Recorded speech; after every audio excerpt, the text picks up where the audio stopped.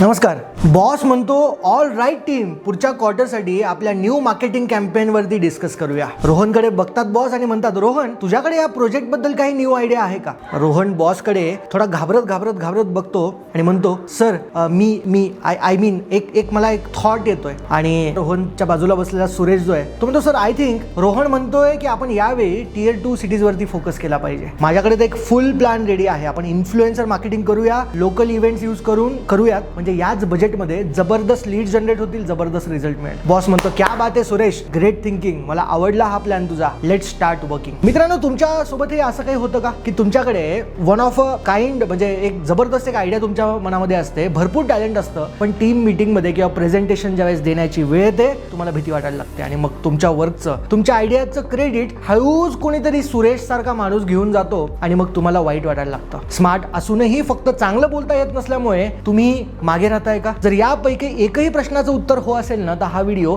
खास तुमच्यासाठी आहे. पूर्ण व्हिडिओ बघा, कारण मी आज तुम्हाला 7 अशा प्रोफेशनल टिप्स आणि प्रॅक्टिकल टिप्स देणार आहे, ज्या यूज करून तुम्ही एक कॉन्फिडंट इफेक्टिव्ह स्पीकर बनू शकतात. या टिप्स फक्त बोलण्याची भीती घालवणार नाही, तर तुम्हाला तुमच्या करिअरमध्ये एक नवीन ओळख निर्माण करून देईल आणि ज्याची खरे तुम्ही हकदार आहेत ना, ते सगळं तुम्हाला क्रेडिट मिळत जाईल. त्यामुळे हा व्हिडिओ शेवटपर्यंत बघा. पहिलं तुम्हाला लक्षात घ्यायचं आहे द प्रॉब्लेम. बघा, आपण आताच रोहनची स्टोरी पाहिली. रोहन आपल्यापैकी एक स्मार्ट आणि मेहनती प्रोफेशनल होता आपल्यासारखा कुठेतरी. त्याला त्याचं काम माहिती होतं, त्याच्याकडे न्यू आयडियाज पण होत्या, पण जेव्हा आयडिया प्रेझेंट करण्याची वेळ येते तेव्हा त्याचा सगळा कॉन्फिडन्स गायब होऊन जातो. शब्दच सुचत नाहीत मनामध्ये, घशाला ना अशी कोरड पडते, हार्टबीट वाढू लागतात आणि मनात एकच थॉट येतो की मी काही बोललो आणि ते चुकलं तर लोक काय म्हणतील, लोक हसले तर. ही भीती, ज्याला आपण स्टेज फिअर असंही म्हणतो, ती फक्त रोहनचा प्रॉब्लेम नाहीये, तर हा बहुतांश लोकांचा हा प्रॉब्लेम आहे. ही आपल्यापैकी अनेकांची स्टोरी आहे. मला असं वाटतं कित्येक टॅलेंटेड लोक फक्त इफेक्टिव्ह बोलता येत नाही म्हणून आपल्या करिअरमध्ये मागे मागे मागे पडत असतात. प्रमोशन त्यांचं हुकत असतं, चांगल्या ऑपॉर्च्युनिटीच्या हातातून निस्टर्ड असतात आणि वर्स्ट ऑफ ऑल स्वतःवरचा विश्वास कमी व्हायला लागतो, सेल्फ डाऊट यायला लागतो, कारण मागून लोक पुढे जायला लागतात. बट एक गुड न्यूज मी आज तुम्हाला देतोय. इफेक्टिव्ह बोलणं किंवा पब्लिक स्पीकिंग म्हणजे जन्मताच मिळणारी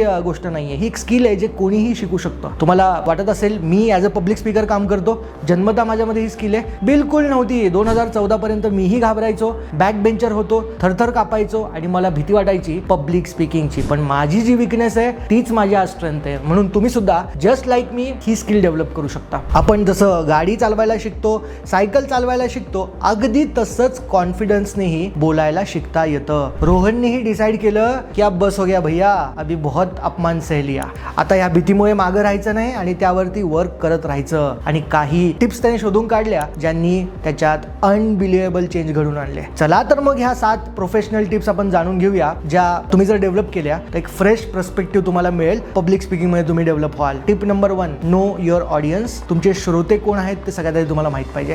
तुम्ही कोणाच्या समोर बोलताय. बघा, सगळ्यात पहिलं आणि सगळ्यात इम्पॉर्टंट टिप आहे, तुम्ही कोणाशी बोलताय हे ओळखणं फार इम्पॉर्टंट आहे. त्याला नो युअर ऑडियन्स असं म्हणतात. हे समजल्याशिवाय तुमचं जे बोलणं आहे ना ते इफेक्टिव्ह होऊच शकत नाही. जस्ट इमॅजिन करा, तुम्ही कॉलेजच्या स्टुडंट समोर जाताय आणि त्यांना काहीतरी समजून सांगण्याचा प्रयत्न करताय. तसं तुम्ही तुमच्या कंपनीच्या सीईओ समोर बोलू शकतात का? तसं प्रेझेंटेशन दिलं तर काय होईल बघा. ऑफकोर्स तसं तुम्ही करूच शकत नाही, कारण की स्टुडंट समोर बोलणं आणि सीईओ समोर बोलणं जमीन आसमानचा फरक आहे. दोन्ही ठिकाणी तुमची लँग्वेज, तुमचे एक्झाम्पल्स, बोलण्याची शैली कम्प्लिटली डिफरंट असलं पाहिजे. आणि त्यामुळे बोलायला उभं राहण्याआधी स्वतःला एकच प्रश्न विचारायचा आहे, माझे श्रोते कोण आहेत, माझे ऑडियन्स कोण आहेत, माझे ज्युनियर्स, माझे सिनियर्स आहेत का, क्लायंट्स आहेत का, माझे student, anything. First know your audience. त्यांना या टॉपिक बद्दल किती नॉलेज आहे ज्याबद्दल मी ते बोलणार आहे त्याचा आधी अभ्यास पाहिजे. ते एक्सपर्ट्स आहेत का ह्या फील्ड मधले, का बिगिनर्स आहेत हा प्रश्न विचारा. त्यांना माझ्याकडून काय एक्सपेक्टेड असेल हा विचार करा आणि या टॉक मधून त्यांना काय व्हॅल्युएबल मिळायला हवं याचा विचार करा. त्यांचे पेन पॉइंट्स काय आहेत आणि ज्यावर मी सोल्युशन देऊ शकेन का. आणि एक्झॅक्टली रोहनने पण हेच केलं. पुढच्या मीटिंग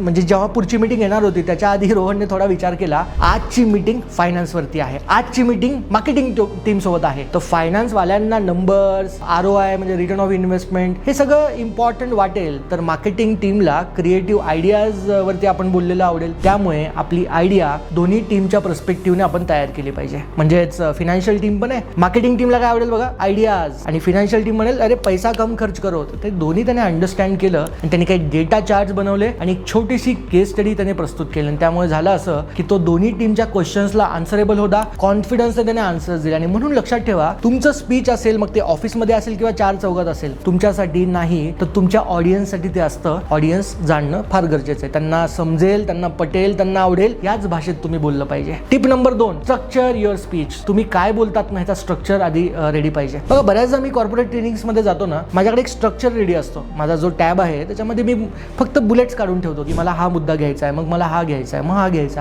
आहे. बऱ्याचदा भाषणांमध्ये सुद्धा मी काही स्क्रिप्ट घेऊन जात नाही, पण माझ्याकडे मुद्दे असतात की मला बोलायचं काय. इमॅजिन करा की तुम्ही आता एक सिनेमा बघताय, त्याची सुरुवात कुठूनही होते, मध्ये तो सिनेमा कुठेही भरकटतोय आणि एंड अचानक होतोय. समजतच नाही की हा सिनेमा होता कशाचा, काय झालं, कधी झालं. आवडेल का हो तुम्हाला असला सिनेमा? डेफिनेटली नाही आवडणार ना. आपल्या बोलण्यातही तसंच असतं, एक सिनेमा सारखं असतं. Story telling is like a cinema. एक डिसऑर्गनाइज भाषण कुणाच्याच लक्षात येत नाही. तुम्ही बरेच जण बघितले असतील की कुठेतरी मध्येच एक विषय बोलतायत, एक वक्ता दुसरंच काहीतरी भरकटतोय. अशी भाषणं आपल्याला आवडतात का? बिलकुल आपल्याला आवडत नाही. त्यांना आपल्याला आपल्या बोलण्याला एक सिंपल आणि क्लिअर स्ट्रक्चर देणं गरजेचं आहे. जगभरातले ग्रेट जे स्पीकर्स आहेत ते एक सिंपल स्ट्रक्चरचा वापर करतात. पहिले काय करतात, प्रस्तावना असते, इंट्रोडक्शन असतं, मग मुख्य मुद्दे असतात की मला काय बोलायचं, आणि मग कंक्लुजन असतं. फार इम्पॉर्टंट त्याची बॉडी. जसं की समजा इंट्रोडक्शन आहे, प्रस्तावना आहे, ही तुमच्या स्पीचची सुरुवात असते. इथे तुम्हाला शॉकिंग आयडियाज, फॅक्ट्स, हुक तयार करायचा असतो की लोक म्हणतील अरे काय काय सांगतायत सर. बघा इथे तुम्हाला लोकांचं अटेन्शन ग्रॅब करण्याची गरज असते. तुम्ही एखादा शॉकिंग डेटा तिथे प्रस्तुत करू शकतात, एक छोटीशी स्टोरी तुम्ही सांगू शकतात, एक थॉट प्रोवोकिंग क्वेश्चन त्यांना विचारू शकतात, पॉवरफुल कोट्सचा वापर करून तुम्ही सुरुवात करू शकता. तुम्ही बघा एकदम असे भारी भारी स्पीकर्स असतात ना, ते कशी सुरुवात करतात. कोणीतरी येतं अचानकपणे एक मोठं काहीतरी कविता म्हणतं आणि मग भाषणाची सुरुवात करतं, भारी वाटतं ऐकायला. कोणीतरी येतं अचानक एक फॅक्ट सांगतं की तुम्हाला माहिती आहे आज 99% लोक, असं काहीतरी फॅक्ट दिला की तुमची ओळख आणि तुमचा टॉपिक जो आहे ना तो लोकांना आवडायला चालू होऊन जातो. तर मुळात इंट्रोडक्शन तुमचं असं असलं पाहिजे. जसं तुम्ही इंट्रोडक्शन संपवता मग तुमची बॉडी, हा तुमच्या बोलण्यातला सोल आहे, जान आहे. इथे तुम्ही तुमचे मेन मुद्दे मांडत असतात, पण सगळं एकदाच सांगू नका. त्यांना 3 ते 4 सिंपल पॉइंट्स मध्ये सांगा. तुम्ही बघा टीव्ही मध्ये पण ते डिबेट चालू असतात. एक चांगला डिबेटर कोण असतो, जो म्हणतो की 3 मुद्दे मी तुम्हाला सांगतो, पहिला, दुसरा, तिसरा. कसं ऐकायला बरं वाटतं बघा. तर ही मुद्दे फार इम्पॉर्टंट आहेत. एक्झाम्पल्स तुम्ही देणं गरजेचं आहे, छोट्या छोट्या स्टोऱ्या सांगणं गरजेचं आहे, त्यामुळे लोकांना समजायला लागतं. आणि त्यानंतर कंक्लुजन फार इम्पॉर्टंट आहे. हा शेवटचा पण तितकाच इम्पॉर्टंट टप्पा असतो. तुम्ही गप्पा मारल्या अरे कंक्लुजन कहना क्या चाहते हो भाई. तर कंक्लुजन फार इम्पॉर्टंट आहे. तुम्ही सगळे पॉईंट्स थोडक्यात समराइज करणं इम्पॉर्टंट आहे की आपण आज काय बोललोय. तुमच्या ऑडियन्सला एक कॉल टू ऍक्शन द्या, म्हणजे त्या लोकांना पुढे काय करायचंय ना हे क्लिअर कट सांगा. तुम्ही तुमचा एंड जो आहे तो पॉझिटिव्ह इन्स्पायरिंग नोटने करू शकतात. जसा एक पिक्चर हॅपी एंडिंगने होतो, हिरो हिरोईनचं शेवटी लग्न होतं. बघा हे रोहनने एक्झॅक्टली असंच केलं. रोहनने काय केलं, आपली आयडिया आहे ना ही 3 भागात त्याने मांडली. कशी बघा, ऑफिस कॉन्टेक्स्ट मध्ये सांगतो. त्याने सुरुवातीला एक क्वेश्चन केला सगळ्यांना, आपण आपल्या कॉम्पिटिटर पेक्षा 20% जास्त मार्केट शेअर मिळवू शकतो का, एक प्रश्न विचारला सगळ्यांना. सगळे एकदम उत्सुक झाले आणि त्या प्रश्नाचा विचार करायला लागले. रोहन यार जबरदस्त आदमी दिख रहा है. ह्या प्रश्नाने सगळ्यांचंच लक्ष वेधून घेतलं आणि मग त्यानंतर जसे उत्तर त्याने ऐकून घेतले लोकांचे आणि मग त्याने बॉडी म्हणजे मेन इम्पॉर्टंट मुद्दे सुरू केले. त्याने 3 इम्पॉर्टंट मुद्दे मांडले. पहिलं काय, तो म्हणला की आपले नवीन टार्गेट ऑडियन्स कोण असले पाहिजे. दुसरं, लो बजेट मार्केटिंग स्ट्रॅटेजी आपल्या काय असल्या पाहिजे. आणि तिसरं, एक्सपेक्टेड रिझल्ट. बघा प्रत्येक मुद्दा त्याने डेटाच्या माध्यमातून मांडला, एक्झाम्पलच्या माध्यमातून मांडला आणि शेवटी त्याने आपल्या कल्पनेची समरी सांगितली आणि सांगितलं की माझं प्रपोजल असं आहे की आपण नेक्स्ट वीक मध्ये एक पायलट प्रोजेक्ट रन करूया, ज्याची सुरुवात करून आपण पाहूया काय एक्झॅक्टली आपल्याला डेटा मिळतोय, कसं आपल्याला मार्केटिंग चालतंय, त्याच्यानंतर मग आपण ऍक्शनेबल स्टेप्स घेऊया. Tip number 3, practice but don't memorise. बघा पाठांतर नसतं करायचं, प्रॅक्टिस करत राहायची असते. म्हणतात ना की practice makes a man perfect. हे आपण सगळेच जाणतो ना, पण प्रॅक्टिसचा अर्थ म्हणजे मेमराइज करणे अजिबात नसतो. जेव्हा तुम्ही तुमचं स्पीच अक्षरशः पाठ करून टाकतात ना, तेव्हा तुम्ही खूप आर्टिफिशियल असे खूप रोबोटिक वाटायला लागतात आणि बऱ्याचदा एखादी लाईन चुकली की मग तुम्ही फंबल करायला लागतात. तुम्हाला समजत नाही आता पुढे काय बोलायचंय. बघा एखादा मधला शब्द जर तुम्ही विसरलात तर काय होतं, पूर्ण स्पीच विसरण्याची ती रिस्क चालू होऊन जाते. म्हणून सोल्युशन काय, घोकमपट्टी बंद, फक्त तुमचे की पॉइंट्स लक्षात ठेवा. हवं तर ते का कागदावरती मांडा, एक स्मॉल कार्ड किंवा डायरी सोबत त्याला ठेवू शकता, ज्यात फक्त बुलेट पॉइंट्स आहेत. बुलेट पॉइंट्सला फॉलो करणं गरजेचं आहे. बोलायचं काय जर तुम्हाला माहित असेल ना, तुम्ही कसंही बोलू शकतात, कोणतेही शब्द त्याच्यामध्ये वापरू शकतात, पण त्या क्षणी ते नॅचरली येणं गरजेचं आहे. नॅचरली आलं की सगळ्यांना भारी वाटत असतं आणि त्यामुळे तुमचं बोलणं हे नॅचरल होतं, कॉन्व्हर्सेशनल होतं. प्रॅक्टिससाठी काही सिंपल आयडियाज मी तुम्हाला सांगतो. आरशासमोर जा, आरशासमोर दररोज जाऊन प्रॅक्टिस करा, बोला, बॉडी लँग्वेज बघा, फेशियल एक्सप्रेशन्स बघा, तुम्ही कसे दिसतायत ते बघा. तुमचं तुम्हालाच कळेल तुम्ही करता काय. आवाज रेकॉर्ड करा, मोबाईलवर तुमचं स्पीच रेकॉर्ड करा. तुम्ही जेव्हा तुमचा आवाज ऐकता तुम्ही म्हणता अरे मी असा, माझा आवाज असा येतो का, मला तर वाटायचं खूप चांगला येतो. मग तुम्ही इम्प्रूव्ह करायला चालू करता. बोलण्याचा पेस जास्ती आहे का कमी तुम्हाला कळतं, कुठे पॉज घ्यायचा ते तुम्हाला कळतं आणि हे सगळं तुम्हाला हळूहळू कळायला लागतं. फ्रेंड्स समोर जा, फॅमिली समोर जा, प्रॅक्टिस करायची सुरुवात करा. तुमच्या जवळच्या लोकांसमोर आधी प्रॅक्टिस करा, त्यांना विचारा, ऑनेस्ट फीडबॅक विचारा. आणि हेच रोहनने केलं होतं. रोहनने आपलं प्रेझेंटेशन शब्द शब्दशः पाठ केलं नाही, त्याने फक्त 5 मेन कीवर्ड्स मुद्दे लिहिले डायरीमध्ये, आरशासमोर 2-3 वेळेस प्रॅक्टिस केली आणि प्रत्येक वेळी त्याची जी वाक्यरचना आहे ती थोडीफार डिफरंट होती, बट दॅट्स फाईन, ते मुद्दे सेम होते. पण त्यामुळे मीटिंग मध्ये बोलताना ते जास्त नॅचरल वाटले, कॉन्फिडंट वाटले आणि तो कुठेही बिचारा अडकला नाही. Tip number 4, engage the audience. श्रोत्यांना ना सतत एंगेज करणं गरजेचं आहे. बघा, एक इफेक्टिव्ह स्पीच हे कधीच वन वे नसतं, सातत्याने हलवायचं असतं, त्यांना उठवायचं असतं, विचारायचं असतं आणि डायलॉग्स मारायचे असतात. तुम्ही कुठेही बोलत राहिलात आणि म्हणजे नुसतंच बोलत राहिलात समोरून कोण बोलतच नाही तर लोक बोर होऊन जातील. तुमच्या बोलण्याचा काहीच यूज होणार नाही. त्याच्यामुळे तुमच्या ऑडियन्सला बोलतं करणं, इन्व्हॉल्व करणं फार गरजेचं आहे. ऑडियन्सला एंगेज कसं करायचं बघा, प्रश्न तुम्ही विचारू शकता, जसं की तुमच्यापैकी किती जणांना असं वाटतं. जसं तुम्ही म्हणता तुमच्यापैकी किती जणांना असं वाटतं, पब्लिक उठसे एकदम, आणि यावरती तुमचं काय ओपिनियन आहे असं तुम्ही काहीतरी विचारू शकता. आय कॉन्टॅक्ट करा, एकाच ठिकाणी बघत नका बसू, इकडे बघा, तिकडे बघा, ह्याच्याकडे बघा, त्याच्याकडे बघा, तुमच्या नोट्सकडे बघून बोलू नका. पब्लिक म्हणाले रे वाचून बोलतोय, बघू शकतात नोट्सकडे, पण सारखं खालीच बघताय, पुढे बोलताय, असं करू नका. समोर बसलेल्या वेगळ्या वेगळ्या लोकांच्या डोळ्यात डोळे घालून बघा, ज्यामुळे एक पर्सनल कनेक्शन बिल्ड होत असतं. स्टोरीज सांगा, एक्झाम्पल्स वापरा, नुसतीच ती फुकटी ड्राय इन्फॉर्मेशन देऊ नका. टॉपिक सोपं करण्यासाठी स्टोरीज सांगा, किस्से सांगा, तुमचे पर्सनल एक्सपिरियन्सेस सांगा. लोकांना ना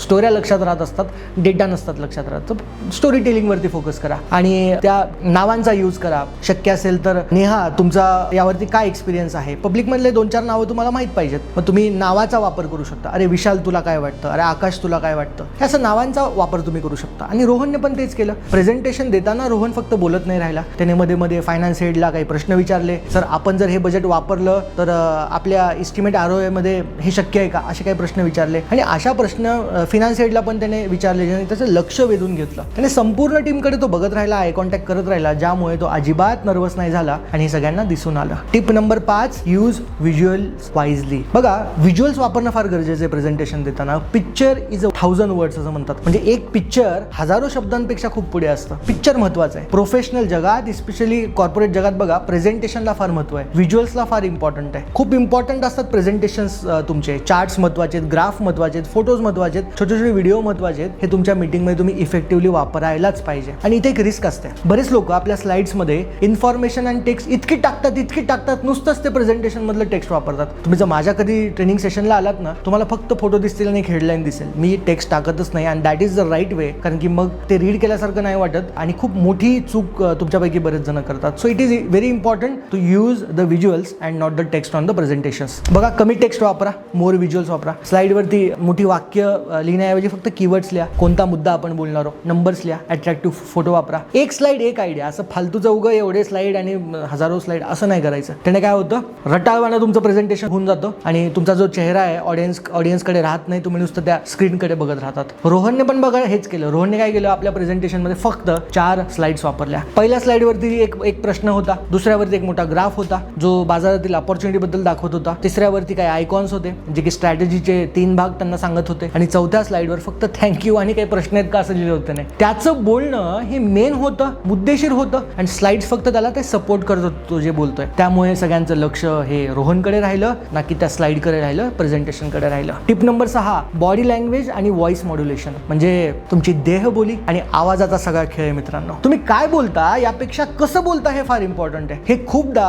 म्हणजे खूप जास्त इम्पॉर्टंट. तुम्ही काय बोलता आणि कसं बोलता हे फार फार महत्वाचं आहे. असं म्हणतात की कम्युनिकेशनमध्ये 55% रोल तुमच्या बॉडीचा असतो, तुम्ही तुमच्या बॉडी लँग्वेजचा असतो, 38% तुमच्या आवाजाचा असतो, आणि फक्त 7% शब्दांचा असतो. आपण काय करतो, शब्दांचा रोल हा फक्त 7% बरं का, आपण त्याच्याकडे जास्त फोकस करून बसतो. आणि यावरून लक्षात येतं की बॉडी लँग्वेज आणि व्हॉइस मॉड्युलेशनला किती महत्व आहे. कॉन्फिडन्सने उभे राहा, स्ट्रेट उभा राहा. शोल्डर्स जे असतात ना ते मागे ठेवायचे, कॉन्फिडन्स वाटला पाहिजे. खिशात वगैरे हात घालणं, उगाच असं काहीतरी टंगळमंगळ करणं, ते पेनचे बटन खटा वाजवणं, टोपण लावणं, बंद करणं, हे सगळं खूप चीप दिसत असतं. हातांचा वापर करा. बघा, बोलताना नॅचरली हातांचा वापर करणं गरजेचं आहे. तुम्ही जर बघितलं असेल पूर्ण व्हिडिओमध्ये मी हातांचा वापर करतोय बघा तुमच्याशी बोलताना, कारण हँड गेस्चर्समुळे तुमचं बोलणं हे अधिक लाईव्हली वाटत असतं, रोबोटिक वाटत नसतं. चेहऱ्यावरती स्माईल ठेवणं गरजेचं आहे.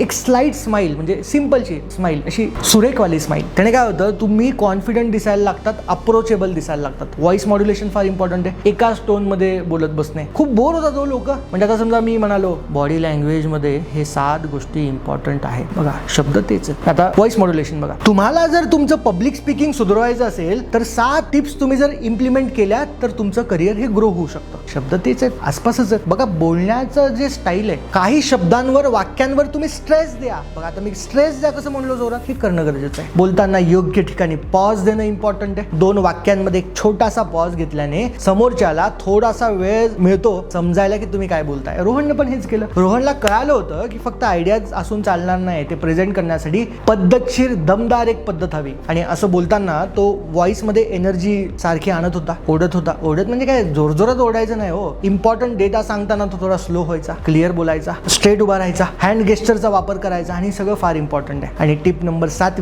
Sick feedback and continuous improvement. अहो एकदा स्पीच दिलं म्हणजे काम संपलं असं नसतं. पब्लिकला विचारा कसं वाटलं हे मी जे बोललो. ज्यात नेहमी इम्प्रूव्हमेंटला स्कोप असतो. पब्लिक स्पीकिंग मध्ये तुम्ही कधी परफेक्ट म्हणजे असं इट्स अ जर्नी, असं काही एंड नसतो. त्यामुळे प्रत्येक स्पीच प्रेझेंटेशन नंतर फीडबॅक मागायला विसरू नका. तुमच्या सहकाऱ्यांना विचारा कसं वाटलं, मला राग नाही येणार, प्लीज व्यवस्थित सांगा. मॅनेजर्स किंवा फ्रेंडला विचारू शकता की माझं प्रेझेंटेशन कसं वाटलं, आवडलं का, नेक्स्ट टाइम मी काय इम्प्रूव्ह केलं पाहिजे. कधी कधी आपल्या मिस्टेक्स ना आपल्याला दिसत नसतात, त्यालाच ब्लाइंड स्पॉट्स म्हणतात, इतरांना दिसत असतात. क्रिटिसिझमला पॉझिटिव्हली घ्या, त्याला पर्सनल घेऊ नका. कोणी सांगितलं की यार थोडंसं असं केलं तर चांगलं झालं असतं, चालेल. आउट तुम्ही टोस्ट मास्टर्स सारख्या पब्लिक स्पीकिंग क्लबला जॉईन करू शकता, जिथे तुम्हाला रेग्युलरली बोलण्याची प्रॅक्टिस होऊ शकते. एक्सपर्ट्स कडून फीडबॅक मिळण्याची अपॉर्च्युनिटी तुम्हाला मिळते. आणि रोहनने पण बघा हेच केलं. मीटिंग नंतर रोहन आपल्या बॉसकडे गेला आणि नम्रतेने म्हणाला, सर आज माझं प्रेझेंटेशन तुम्हाला कसं वाटलं, मला अजून कुठे इम्प्रूव्हमेंटची गरज आहे का. बॉसला ना, कुठल्याही बॉसला हे ॲटिट्यूड फार आवडत असतं. समोरचा व्यक्ती शिकण्यासाठी रेडी आहे. त्याला काही सजेशन्स दिले म्हणजे बॉसने, आणि रोहनने ते लिहून घेतले आणि पुढच्या वेळी त्याच्यावरती काम करायला सुरुवात केला. ह्या हॅबिटमुळे तो प्रत्येक वेळी एक अजून चांगला स्पीकर बनत गेला आणि डेव्हलप होत गेला. बघा काही महिन्यानंतर ऑफिसमध्ये पुन्हा एक बिग मीटिंग म्हणजे मोठी मीटिंगची अनाउन्समेंट होते आणि ह्यावेळी डायरेक्ट क्लायंट समोर प्रेझेंटेशन देण्यासाठी ती रिस्पॉन्सिबिलिटी रोहनला देण्यात आली. आणि आजचा रोहन काही महिन्यांपूर्वीच्या रोहनपेक्षा खूप डिफरंट वाटला. तो फुल ऑफ कॉन्फिडन्स वाटला. त्याच्याने तो उभा राहिला आणि आपल्या क्लायंट्सला तो ओळखत होता, कारण की नो युअर ऑडियन्स. त्याचं स्पीच जे आहे ते उत्तम प्रकारे स्ट्रक्चर्ड होतं. त्याने बुलेट पॉईंट आणलेले होते. तो व्हिज्युअल्सचा वापर करणार होता, इफेक्टिव्हली वापर करणार होता. प्रेझेंटेशन्स मध्ये थापट पसारा नव्हता. त्याची बॉडी लँग्वेज कॉन्फिडंट होती आणि एक अथॉरिटीने तो बोलत होता. त्याच्या आवाजात तो दम होता. तो केवळ इन्फॉर्मेशन देत नव्हता, तर क्लायंटशी एक डायलॉग साधत होता. त्यांच्या क्वेश्चन्सचं जे आहे ना हसून उत्तर देत होता. प्रेझेंटेशन संपल्यावर टाळ्यांचा कडकडाट होतो आणि क्लायंट्स हे खूप इम्प्रेस होतात आणि ती डील त्या कंपनीला मिळून जाते. मीटिंग नंतर बॉस स्वतः रोहनच्या पाठीवर थाप मारून म्हणतो, वेल डन बेटा Rohan, I am very proud of you. आज त्याला फक्त त्याच्या वर्कचं क्रेडिट नाही मिळालं, तर एक न्यू आयडेंटिटी त्याला मिळाली, एक इफेक्टिव्ह स्पीकर म्हणून. आणि एक इफेक्टिव्ह स्पीकर म्हणून कुठल्याच ऑर्गनायझेशन मध्ये तुम्ही आउटडेटेड होऊ शकत नाहीत. तर ह्या 7 टिप्सला फॉलो करा. रोहन सारखे स्मार्ट बना, घाबरणाऱ्या मुलापासून एक कॉन्फिडंट स्पीकर बना. आणि स्पीकर ॲज अ स्पीकर जर तुम्हाला डेव्हलप व्हायचं असेल तर मला कॉन्टॅक्ट करा. नक्कीच त्याच्यावरती आपण काम करू शकतो. भेटूया पुढच्या व्हिडिओमध्ये. तोपर्यंत I am signing off. Thank you.